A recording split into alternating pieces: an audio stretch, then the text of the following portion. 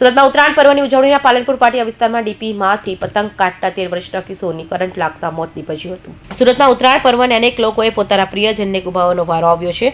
ત્યારે સુરતના પાલનપુરમાં ડીપીમાંથી પતંગ કાઢતા 13 વર્ષના કિશોરને કરંટ લાગતા મોત નીપજ્યું હતું। પતંગ કાઢતી વેળાએ બાળકને કરંટના ઝટકાથી દૂર ફંગોળાયો બાદ લોખંડના સળગિયો લાગ્યો હતો, જેને લીધે સ્થાનિક લોકો એકત્ર થયા હતા। બાળકને સારવાર માટે હોસ્પિટલ ખસેડાયા હતા, જ્યાં તેને ફરજ પરના તબીબે મૃત જાહેર કર્યો હતો। તો પોલીસ તપાસમાં મૃતક 13 વર્ષીય ગૌતમ મિત મૂળ રાજસ્થાનનો હોવાનું અને સચિન વિસ્તારમાં નાસ્તાની લારી ચલાવતો હોવાનું સામે આવ્યું છે। થોડા સમય પહેલા જ તે સુરત આવ્યો હોવાની માહિતી પોલીસને મળી હતી। હાલ તમામ લડાજણ પોલીસે ગુનો નોંધી તપાસ હાથ ધરી છે।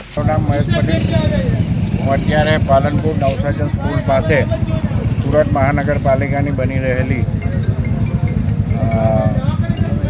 આવાસ જે છે બાળકો માટેની હોસ્ટેલ, ત્યાં આપણે ઊભા છે।